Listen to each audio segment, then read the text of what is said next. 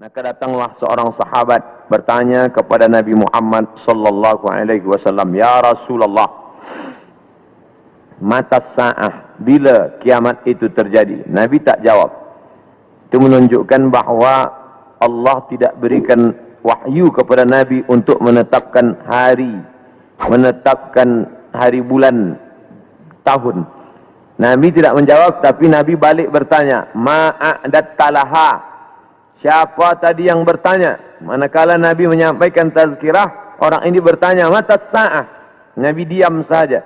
Nabi terus berikan tazkirah. Selepas itu baru Nabi tanya, "Aina sa'il?" Siapa yang bertanya tadi? "Saya ya Rasulullah." Lalu kata Rasulullah, "Ma'adat talaha?" Apa yang sudah kau siapkan untuk hari kiamat itu? Menunjukkan bahawa hari, bulan dan tahunnya tidak diketahui siapapun. Bila hari ini beredar berita bahawa ada tulisan, ada orang yang mengetahui hari kiamat, maka bercanggah dengan Quran dan sunnah Rasulullah sallallahu alaihi wasallam. Kerana Nabi tidak pernah membicarakan itu kepada Sayyidina Abu Bakar, Umar, Uthman wa Ali wa an kulli sahabati Rasulillah ajma'in. Sedangkan Al-Quran jelas-jelas, a'udzubillahi minasyaitonir rajim, yas'alunaka 'anis sa'ati ayyana mursaha. Mereka bertanya kepada engkau tentang hari kiamat, bila terjadinya. La ya'lamuha illahu, tidak ada yang tahu kecuali hanya Allah Subhanahu wa ta'ala. Tapi masalah tanda-tandanya, maka Nabi banyak bercerita. Tanda-tanda ini dibagi dua. Ada tanda yang bersifat fisik, nampak. Di antaranya ucapan Nabi, tatawul al-bunyan, berlomba-lomba membuat bangunan tower yang tinggi. Itu sudah tampak hari ini. Bahkan Imam San'ani menyebutkan, bila ada binaan, bangunan yang lebih tinggi daripada Jabal Abi Qubais, salah satu tanda hari kiamat. Hari ini kita melihat Jabal Abi Qubais dulu bukit yang paling tinggi di samping Ka'bah. Hari ini Jabal Abi Qubais lah yang paling rendah. Jabal Abi Qubais di belakang bukit Safa. Bila kita naik ke atas bukit Safa, ingin memulai sa'i menghadap ke arah kiblat, tepat di belakang kita Jabal Abi Qubais yang dipotong, dikerat, kemudian di atasnya dibina istana Raja Fahad. Dulu kerana Makkah itu seperti kuali, lalu kemudian di tengah itu Ka'bah, maka bukit-bukit di sekeliling yang paling tinggi adalah Jabal Abi Qubais. Hari ini Jabal Abi Qubais paling rendah, ditambah gedung-gedung tinggi dan Zamzam Tower paling tinggi. Maka ini salah satu tanda fizik yang nampak oleh mata. Lalu kemudian tentang bagaimana seorang ibu antalidal amatu rabbataha, seorang budak hamba sahaya melahirkan tuannya. Ini pun juga physically, nampak dia oleh mata. Ada dua makna bahawa seorang hamba sahaya melahirkan tuannya. Yang pertama maknanya, ketika umat Islam berkuasa, lalu kemudian dia menguasai suatu kawasan, maka perempuan-perempuan itu menjadi budak, dan budak-budak ini melahirkan anak-anak yang merdeka. Maka maknanya Islam punya kekuasaan yang luas. Akhirnya ibunya budak hamba sahaya, anaknya orang merdeka. Makna pertama. Sedangkan makna yang kedua adalah antalidal amatu rabbataha, maknanya seorang ibu melahirkan anak dan anaknya menderhaka, sehingga seolah-olah ibu menjadi budak dan anak menjadi tuan. Ini pun fizik, nampak dengan nyata. Saya termasuk suka mengkaji tanda-tanda yang tampak, tapi sebenarnya yang lebih condong daripada hadis-hadis itu adalah bukan benda, tapi condong kepada maknawi, makna yang terkandung di balik suatu ucapan Nabi sallallahu alaihi wasallam.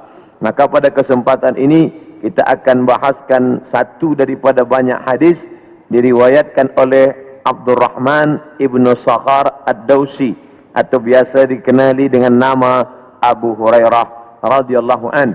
Hadis ini ada dalam kitab Sahih Al-Bukhari. Apa kata Nabi? La taqumus sa'ah. Hari kiamat tidak akan terjadi hatta hingga yuqbadal ilmu. Yang pertama, dalam hadis ini ada 6 tanda. Ini yang akan kita bahaskan. Yang pertama, yuqbadal ilmu. Ilmu dicabut. Innallaha la yaqbidul ilma intiza'an. Allah tidak mencabut ilmu seperti mencabut pokok kayu dengan akarnya sekali. Lalu bagaimana ilmu itu tercabut? Bi mautil ulama, dengan meninggalnya ulama. Ketika Imam Syafi'i meninggal, maka berapa cabang ilmu hilang. Imam Syafi'i alim dalam bahasa Arab, Imam Syafi'i alim dalam tafsir, Imam Syafi'i alim dalam fiqh, Imam Syafi'i alim dalam hadis, bahkan bergelar Nasirus Sunnah. Imam Syafi'i yang pertama kali menyusun usul fiqh. Lalu kemudian ketika meninggal, masih ada digantikan oleh murid-muridnya, Al-Muzani, Al-Buwaiti, Rabi' Al-Muradi. Tapi kemudian makin ke bawah, maka hilanglah ilmu, maka yang muncul orang jahil yang kemudian dianggap sebagai orang berilmu. Wal'iyazubillah, na'udzubillah. Maka saya pribadi tak pernah berkata menurut paham saya, menurut pendapat saya, kerana saya takut tergolong dalam orang yang disebut Nabi al-juhala, orang jahil tapi seperti berilmu. Zahirnya orang menyangka berilmu padahal tidak. Maka selalu saya mengambil pendapat ulama. Menurut pendapat Imam Syafi'i, menurut pendapat Imam An-Nawawi, menurut pendapat Ibnu Hajar Al-Asqalani, menurut Imam Az-Zahabi, menurut Imam Jalaluddin Abdul Rahman As-Suyuti, untuk menyelamatkan diri daripada juhala. Na'udzubillah. Maka nanti kata Nabi SAW, sebelum hari kiamat bermunculanlah juhala kerana pandai berbicara, kerana berpakaian ulama. Al-juhala yalbisuna libasal ulama. Orang jahil tapi memakai pakaian ulama, pandai berbicara, lalu orang menyangka dia alim, padahal dia tak lebih daripada orang dhalla wa adalla, sesat dan menyesatkan. Sebenarnya kiamatnya sudah terjadi pada isinya, tapi alamnya belum kiamat besar. Maka kata ucapan Nabi SAW dalam suatu hadis, idza wussidal amru ila ghairi ahlihi, bila diberikan suatu perkara bukan kepada ahlinya, bukan kepada orang yang faham, fantaziris sa'ah, maka tunggulah kiamat. Makna kiamat di situ bukan kiamat alam semesta, tapi kiamat isinya. Bila pembinaan masjid ini diberikan kepada orang yang tidak pakar, tidak memiliki kepakaran pada bidang itu, fantaziris sa'ah, maka tunggulah sa'ah, kiamat, hari kiamat. Makna kiamat di situ bukanlah kiamat alamnya, tapi isinya sudah kiamat. Begitu juga dengan ucapan Nabi tentang masalah idza waqa'a ala ahadikumul qiyamah, bila terjadi kiamat pada salah seorang kamu, wa fi yadihi fasilah, di tangannya ada anak korma, falyaghrisha, tanamlah, kerana dia akan menanam itu, lalu kemudian dia mati. Bagaimana mungkin kiamat terjadi pada satu orang? Maka makna kiamat dalam hadis ini, alamnya tidak kiamat, tapi orang itu mengalami kiamat, maknanya mati dia. Na'udzubillah. Oleh sebab itu maka bahwa kiamat sudah terjadi pada isinya, ya, kerana banyaknya orang jahil. Oleh sebab itu alhamdulillah kita di Malaysia masih ada para ulama, masih ada para mufti, masih ada para habaib. Maka kita datang ke majlis-majlis mereka, hindari majlis-majlis orang-orang jahil yang tidak diketahui sanad ilmunya, yang tidak diketahui dapat dari mana, bahkan mendakwa mendapat dari mimpi. Langsung berjumpa dengan Syekh Abdul Qadir Al-Jilani, langsung saja terus mendapatkan zikir talqin dari Rasulullah SAW tanpa bersanad, tanpa berguru. Padahal para imam mengajarkan kita ada namanya sanad. Al-isnad minad din, sanad itu bahagian dari agama. Laulal isnad, kalaulah bukan kerana sanad, laqala man sya'a ma sya'a, maka orang mudah saja berkata sesuai kehendak hawa nafsunya. Begitu kata Imam Abdullah ibn al-Mubarak, salah seorang ulama hadis yang amat sangat tinggi ilmunya. Maka Imam Bukhari bersanad sampai ke Nabi Muhammad sallallahu alaihi wasallam. Imam Bukhari mendapatkan hadis itu dari gurunya, namanya Abdullah ibnu Maslamah. Abdullah ibnu Maslamah mendapatkan dari gurunya, namanya Malik bin Anas.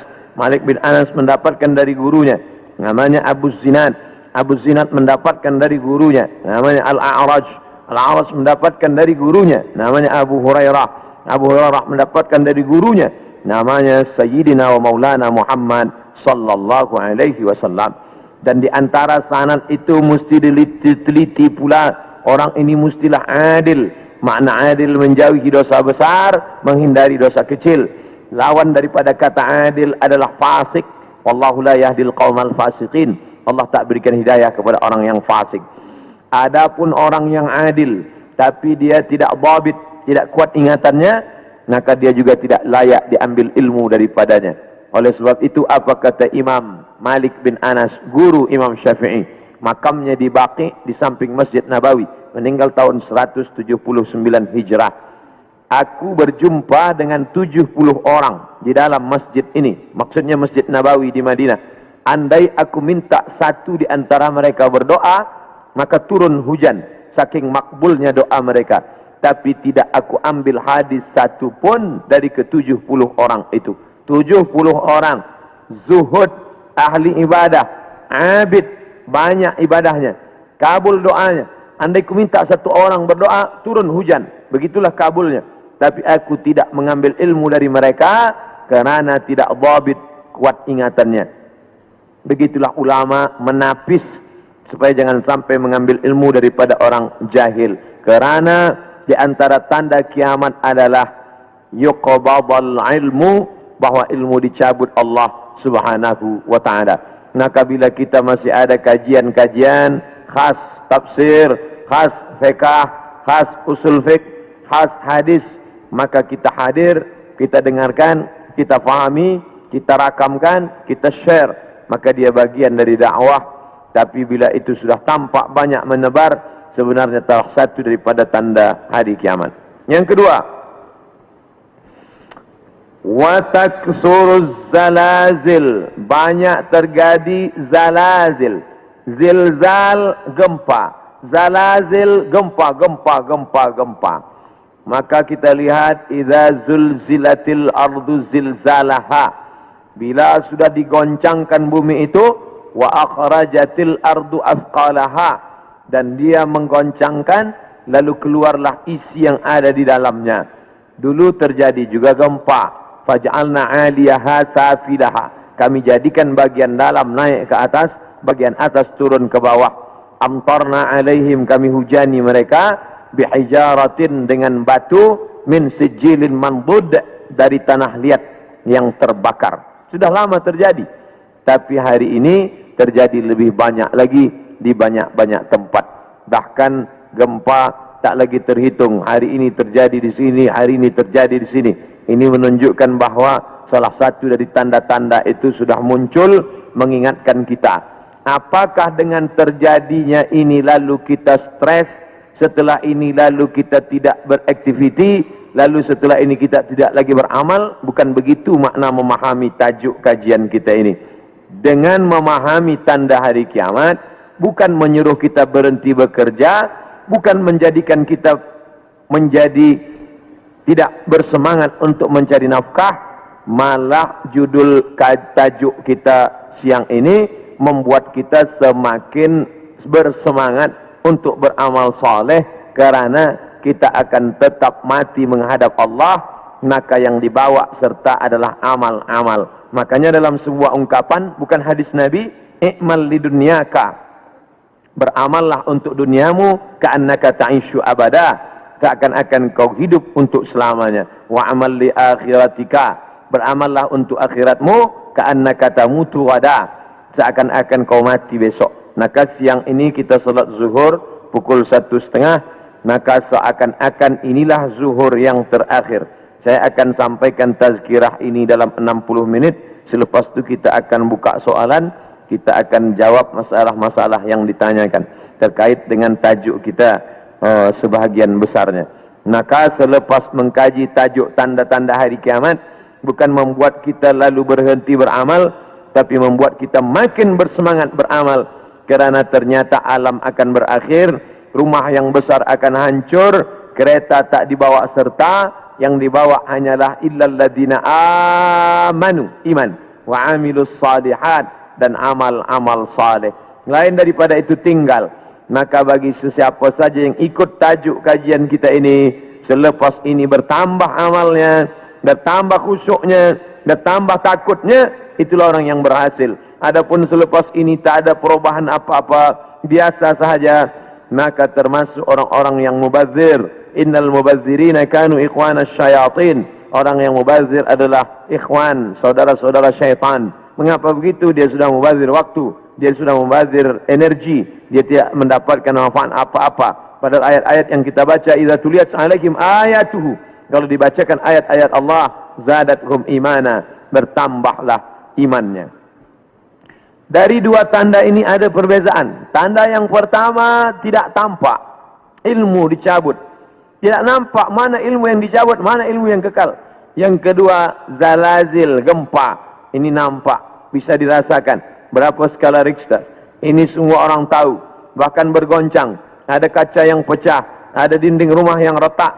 Itu terjadi belakangan ini lebih banyak lagi signal pertanda bahawa Allah Subhanahu wa taala akan mengakhiri dunia ini. Lalu kemudian berikutnya adalah wa yataqarabuz zaman. Zaman, masa, waktu, yataqarab, saling mendekati. Apa makna saling mendekati? Tidak lagi terasa. Baru saja hari Jumat, esok hari kita sudah solat Jumat. Baru saja Idul Adha, kita sudah membeli kambing dan sapi untuk Idul Adha berikutnya. Baru saja lepas Idul Fitri, sudah bersiap-siap lagi hendak memasuki bulan Ramadan. Itu kita rasakan sekarang. Apakah sebenarnya waktu itu berkurang? Waktu tidak berkurang. 24 jam, 12 jam siang, 12 jam malam. Dari dulu sampai begitu. Lalu mengapa terasa yataqarabuz zaman? Kerana ada alat-alat yang membuat kita merasa cepat. Dengan tumbuhnya alat-alat elektronik, datangnya internet, sehingga zaman begitu cepat tak terasa. Dulu orang duduk lama terasa, baru berakhir petang hari. Tapi hari ini tak terasa. Petang, siang, malam berputar begitu cepat. Wa yataqarabuz zaman. Maka ini kita rasakan, makin hari makin kuat. Apa yang ada pada kita masa kecil dulu, sekarang sudah tidak ada lagi. Permainan-permainan anak kecil seperti layang-layang, seperti gasing dan lain sebagainya. Orang sudah bermain digital semua. Dan hilanglah permainan yang mengambil masa waktu ini. Lalu kemudian waktu semakin pendek. Dan puncanya adalah orang sudah tidak lagi peduli kepada jiran tetangga. Tak lagi memperdulikan masa. Sehingga hilanglah apa yang diberikan Allah. Padahal Allah SWT berikan masa ini. Dan kita semua akan ditanya tentang masa yang sudah kita pakai. La tazulu qadama abdin, kaki anak Adam tidak akan bergeser, pindah di satu tempat lain, hatta yus'al, sampai hingga ia ditanya. Pertanyaan banyak. La tus'alunna yawma idzin 'anil na'im, kamu akan ditanya tentang banyak pertanyaan. Tapi satu di antara pertanyaan itu adalah an umrihi fima afnah, umur kemana saja kamu pakai. Maka pertanyaan yang paling banyak, tak dapat dijawab oleh manusia adalah umur, usia, kemana saja kau pakai yang dititipkan Allah Subhanahu wa ta'ala. Wa yataqarabuz zaman, waktu semakin dekat. Yang keempat, wa tazharul fitan, banyak terjadi fitan. Fitan jamak daripada fitnah. Fitnah terjadi. Berbagai macam fitnah terjadi. Kita lihat ada fitnah Sunni Syiah, ada fitnah Khalqil Quran, ada fitnah Ahmadiyah, ada fitnah Khawarij, ada fitnah Rafidah. Berbagai macam fitnah. Fitnah di grup WhatsApp, fitnah di Facebook, fitnah di Twitter, fitnah. Ini fitnah makin banyak. Dulu orang datang menceritakan aib orang lain, hanya berdua saja dia dengan jirannya. Hari ini orang berkelompok-kelompok membuat grup-grup fitnah, hingga semakin besar, semakin habis waktu disebabkan itu semua. Dulu orang bila ingin memfitnah, maka dia datang ke suatu tempat, tapi hari ini dia tidak keluar dari rumahnya, tapi dia sudah mampu menyebarkan fitnah-fitnah. Makna fitnah ada dua. Yang pertama, tohmah, tuduhan-tuduhan tanpa bukti. Yang kedua, makna fitnah adalah membunuh. Makna fitnah adalah menyiksa. Banyak penyiksaan. Berapa kali kita tidak sanggup menyaksikan video bagaimana penyiksaan muslimin di Rohingya. Bagaimana anak-anak gadis Rohingya dijual, lalu kemudian di India dijadikan sebagai orang-orang tidak baik. Bagaimana penyiksaan yang dilakukan oleh Burma kepada muslimin Arakan Rohingya. Bagaimana kemudian yang terjadi di Palestina hari ini sampai hari ini tetap berlanjutan terus. Na'udzubillah. Maka betul kata Nabi SAW, kalau sudah dekat masa hari kiamat, maka yang terjadi adalah yaksurul fitan. Maka banyaklah fitnah-fitnah terjadi. Makanya selalu sebelum salam kita katakan, Allahumma inni a'udzubika min azabi jahannam. Jauhkan kami daripada azab jahannam. Wa min azabil qabri, daripada azab kubur. Wa min fitnatil mahya wal mamat. Jauhkan kami dari fitnah hidup dan mati. Fitnah mati, azab. Dua fitnah mati. Azab kubur dan kemudian azab di akhirat. Tapi ada fitnah yang luar biasa. Fitnatul mahya. Fitnah ketika dalam hidup.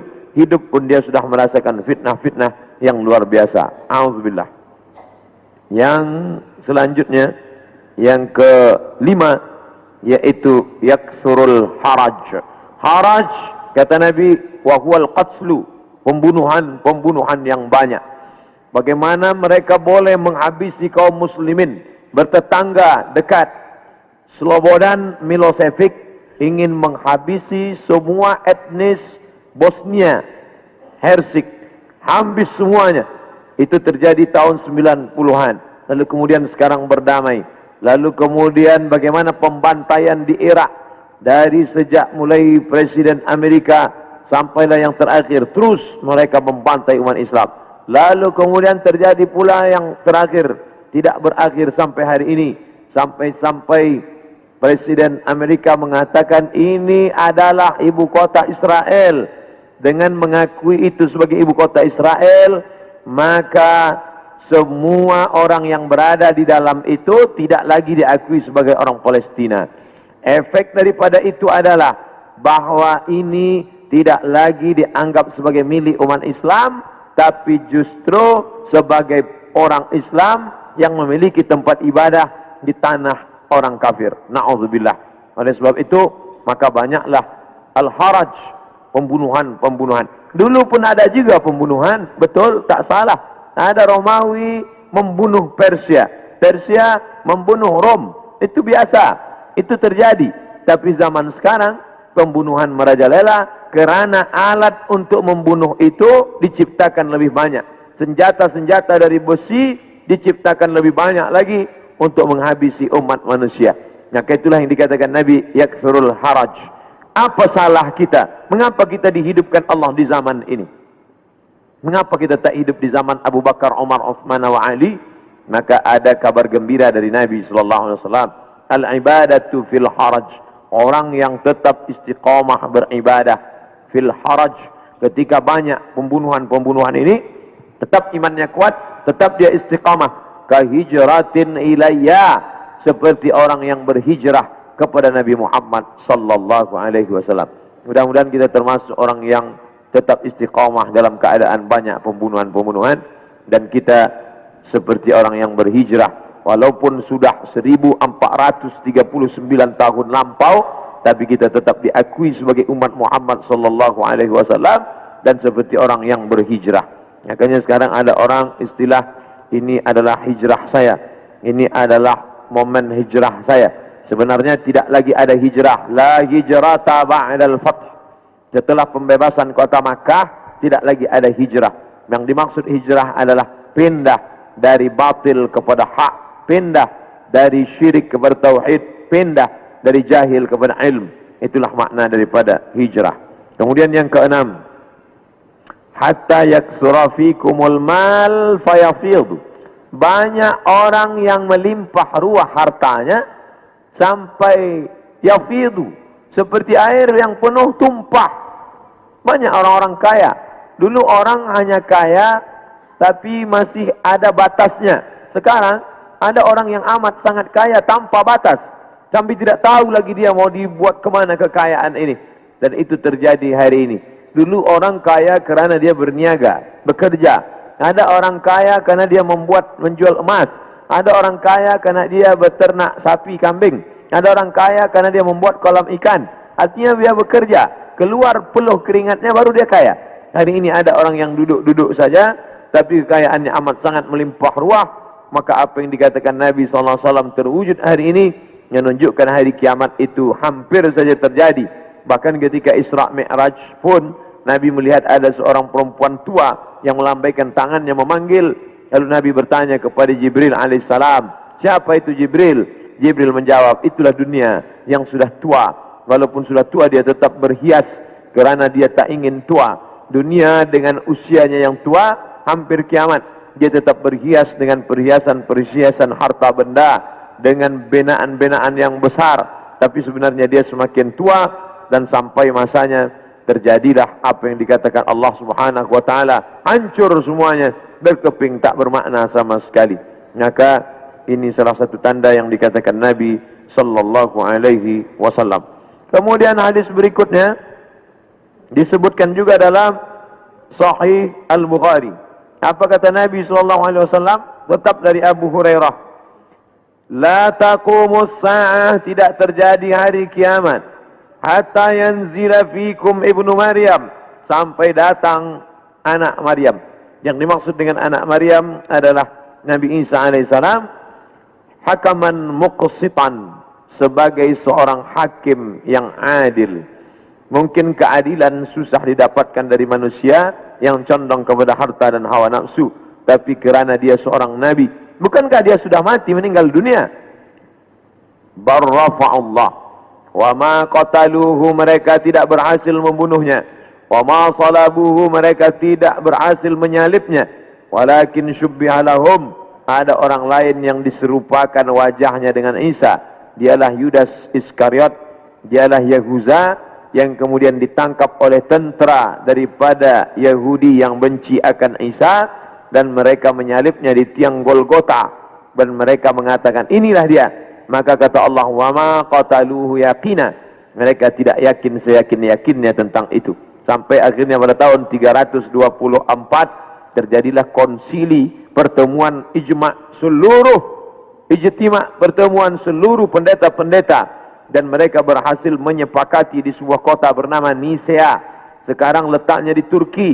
Yang dulu kota itu besar, dibina oleh seorang raja bernama Konstantinopel, yang kemudian kota itu dirubah oleh Muhammad Al-Fatih menjadi kota Islambul, kota Islam, negeri Islam, yang berubah menjadi Istanbul. Maka di sana ada satu tempat bernama Nisea. Di Nisea inilah mereka bersepakat bahwa Isa adalah anak Tuhan bagian. Padahal itu tidak ada disebutkan dalam Injil, tidak ada dalam wahyu Allah Subhanahu wa taala. Yu'arrifuna al-kalima am mawadhi'ihi, mereka merubah-rubah kalimat yang ada dalam kitab suci sesuai dengan kemauan kehendak hawa nafsu mereka. Maka mereka tidak berhasil membunuhnya. Barrafa'allah, Allah mengangkatnya, dan dia belum meninggal dunia. Sampai masanya menjelang hari kiamat, Nabi Muhammad SAW bercerita bahwa Nabi Isa ini akan turun menjadi pemimpin yang adil. Apakah dia membawa syariat baru lalu menasakh syariat Muhammad SAW? Tidak.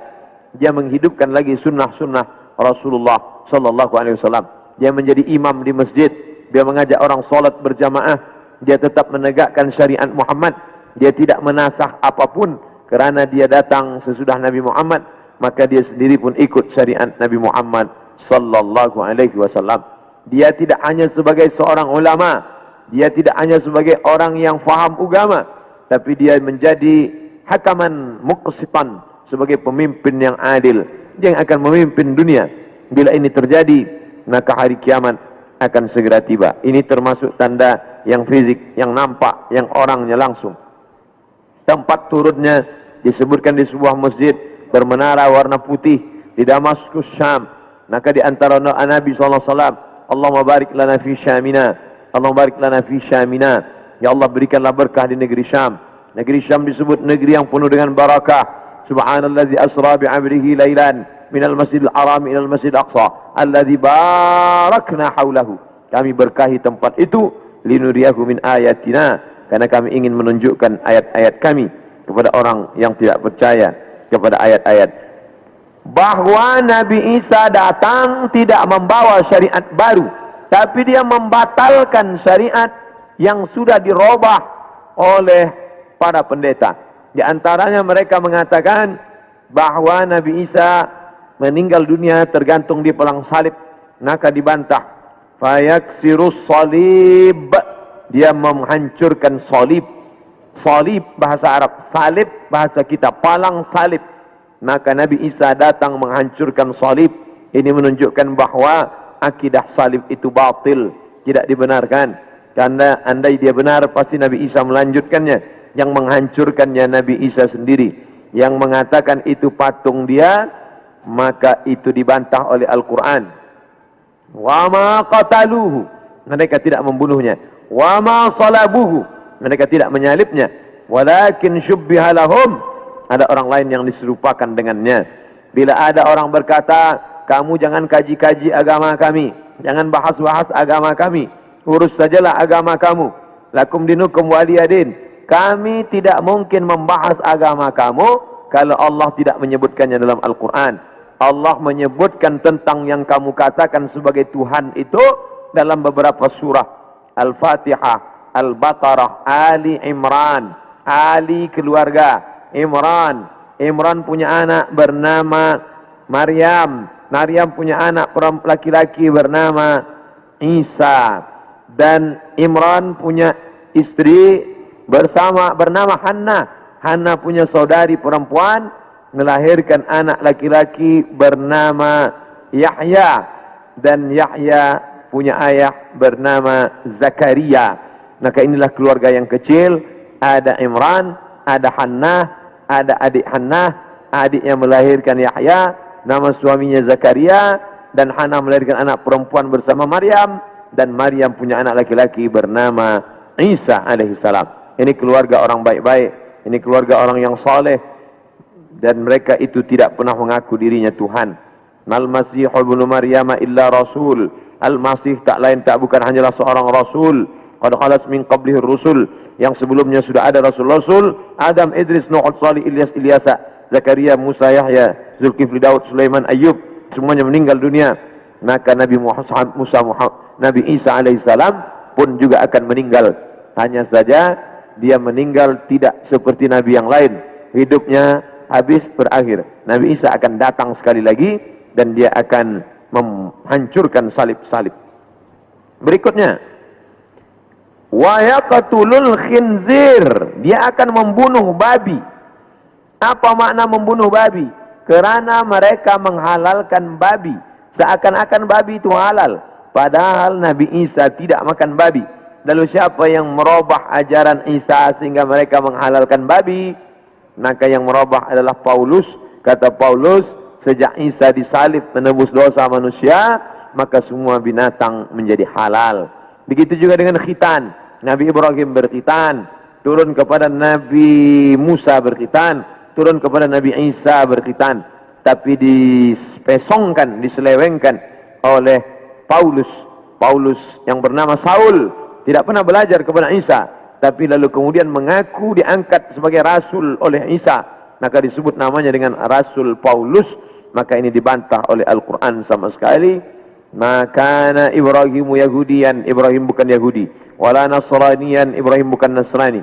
Walakin syubbiha lahum, walakin kana hanifan musliman.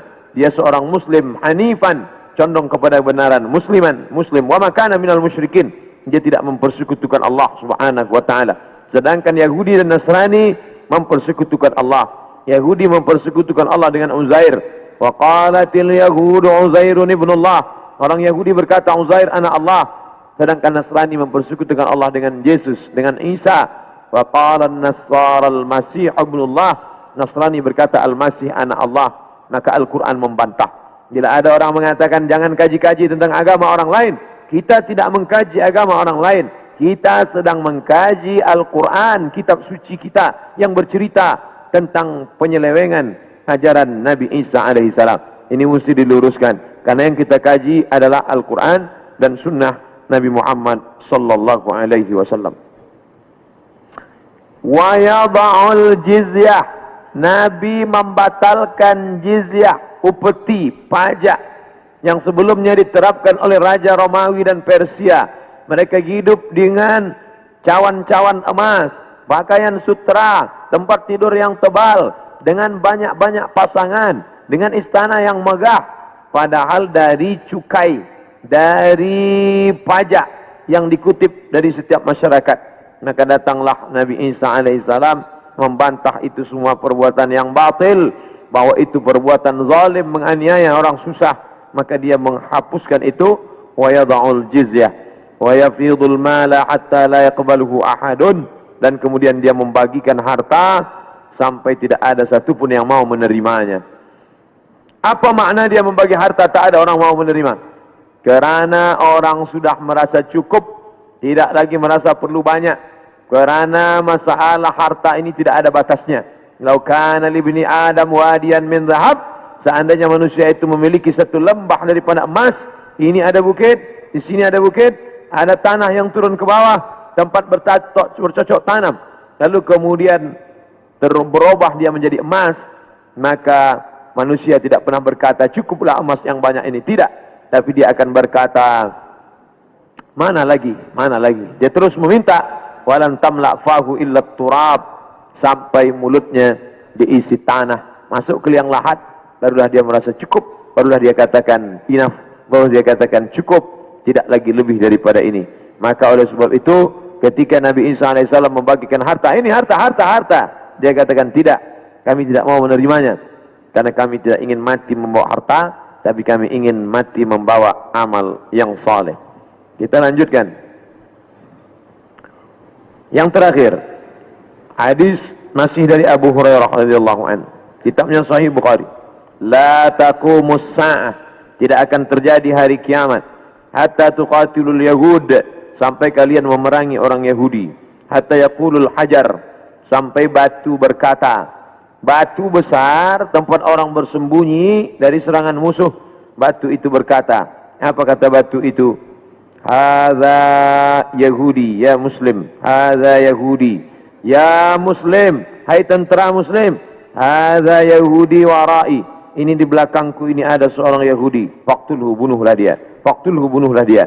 Ada satu yang tidak membela umat Islam, dan itu adalah syajaratul gharqad, pohon gharqad. Pohon yang batangnya tunggal ke atas, tidak terlalu banyak cabang, dan dia daunnya panjang-panjang. Masih ada sekarang, mereka tanam banyak-banyak. Ini membuktikan sabda Nabi SAW benar, tidak salah sedikit pun. 1439 tahun yang lalu Nabi katakan, hari ini terbukti mereka menanam tanaman gharqad sebanyak-banyaknya. Tahun 1999 saya sampai di satu kota. Kota ini dibagi dua kerana perjanjian Camp David. Sebelah diambil oleh Mesir, sebelah dijajah oleh Israel. Tampaklah tentara-tentara berjaga di perbatasan. Maka Rafah, nama kota tersebut Rafah. Maka kita bisa melihat menghijau. Sementara yang di Mesir ini menguning gurun pasir, sedangkan yang di sana menghijau. Kenapa hijau? Mereka tanam pohon gharqad. Nabi sudah mengatakan itu 14 abad yang lalu, bahwa mereka akan bersembunyi di balik pohon gharqad. Subhanallah, Masya Allah, Tabarakallah. Mereka bersembunyi di belakang batu. Batu berkata, ya Muslim, hai tentara Muslim, ada Yahudi di belakangmu, ini di belakangku ada Yahudi, faktulu, bunuhlah dia. Oleh sebab itu maka ini hadis mukjizat Nabi SAW luar biasa. Andai orang Yahudi itu musnah, seperti musnahnya kaum Ad, kaum Thamud, kaum Madian, kaum Iram, kaum Fir'aun musnah, tapi Yahudi tidak musnah, dia tetap kekal sampai hari ini, sampai terwujudnya janji Nabi Muhammad bahwa tidak akan terjadi hari kiamat sampai kamu memerangi Yahudi. Yahudi di dunia ini jumlahnya hanya 16 juta saja. 6 juta di Palestina, menjajah Palestina, yang 5 juta di Amerika, sisanya yang 10 bertebaran di atas muka dunia.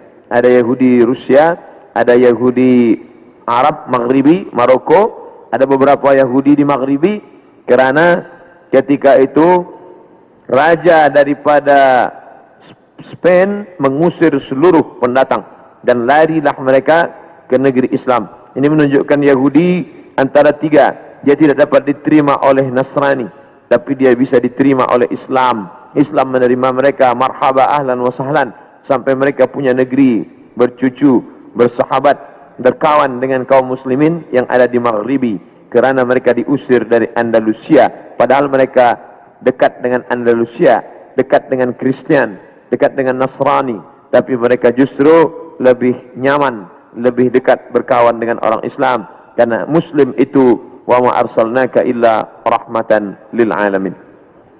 Apapun yang terjadi, kita tetap siap siaga. Mau kiamat terjadi hari ini, besok, pagi, petang, kita tetap beriman dan beramal soleh. Maka saya tidak menjelaskan secara panjang lebar tentang masalah satu persatu, tapi kita kaji berdasarkan beberapa hadis-hadis Nabi Muhammad sallallahu alaihi wasallam. Yas'alunaka 'anis sa'ah, mereka bertanya kepadamu tentang hari kiamat. Qul la yujalliha illa liwaqtiha, la yujalliha liwaqtiha illa hu, tidak ada yang dapat mengetahui waktunya kecuali Allah Subhanahu wa taala.